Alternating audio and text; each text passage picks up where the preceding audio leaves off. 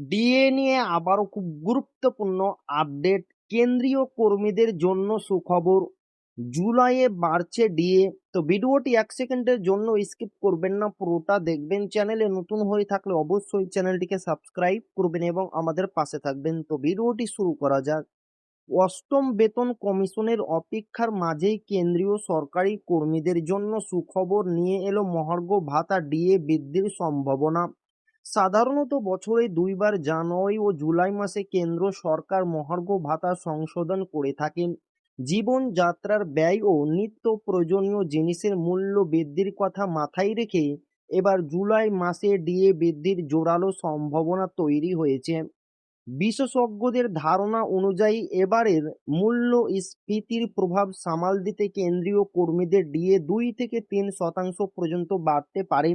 যদিও সরকারিভাবে এখনো এ বিষয়ে কোনো আনুষ্ঠানিক ঘোষণা দেওয়া হয়নি, তবে জুলাই মাসে ডিএ সংক্রান্ত সুসংবাদ মেলার প্রবল সম্ভাবনা রয়েছে।